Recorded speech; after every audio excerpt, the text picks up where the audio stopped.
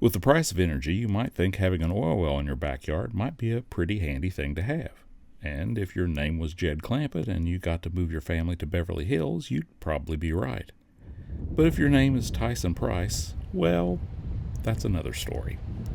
Well, we bought this house about 10 years ago, and this well was in the backyard, and I noticed some stuff around the well, some black stuff, and figured that might be some crude oil, so I reached out to the DEP and worked to get it identified as an abandoned or orphaned well, and got it on the list to be plugged, and here we are. West Virginia has roughly 6,000 documented abandoned orphan wells, with new ones showing up all the time.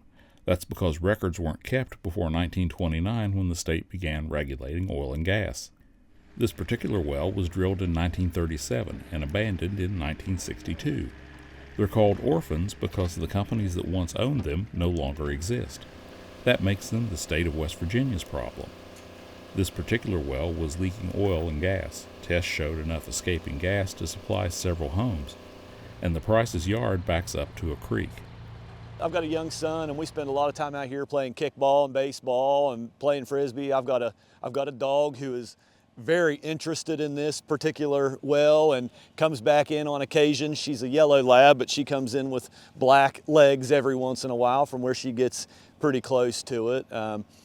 Plan to have some chickens back here as well, so we want to be able to have that, and we don't want our chickens poking around in that as well. But yeah, our family spends a lot of time out here, and we've avoided this, our backyard for, in a lot of ways because of this well. So I look forward to being able to use it as we intended to use it when we bought the house 10 years ago. Contractors this week brought in a drill rig to begin the process of plugging the well. They had to cut a road just to access the site and install a pad for the equipment to operate on. Additional challenges included working around underground utilities. Water and gas lines cross the back of the property. Well, what we'll do is we'll rig up on this well. They'll finish taking down the head. We'll rig up on it. We'll tag bottom and check and make sure that it's the depth that we believe it'll be in this area, and then they'll start working their way out and filling it full of cement until it comes out of the surface. Once they get the rig up, the guys will begin working the pipe, find our total depth, and then as soon as we get done, find the total depth, they'll pull any tubing or any other things out of there to make sure that the well's intact.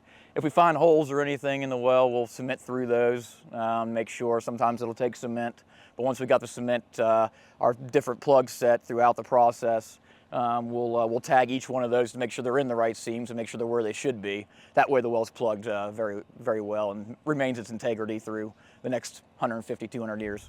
Total depth on this well is expected to be 1,550 feet. That's actually considered a relatively shallow well. While the process of plugging is basically the same, the materials, machinery, and methods have improved over the years.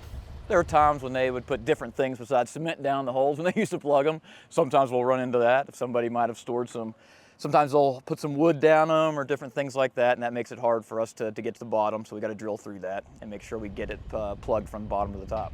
I'm very appreciative of the DEP for taking this well on, hearing my concerns with it and dedicating the funding to this. I know this isn't a cheap operation to do, but I'm very appreciative that they've taken this on.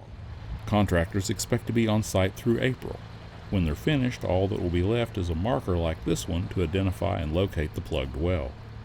If all goes well, the DEP plans to plug around 300 orphan wells this year using a combination of state and federal funding. In Glenville, I'm Mike Huff for Environment Matters. Thanks for watching.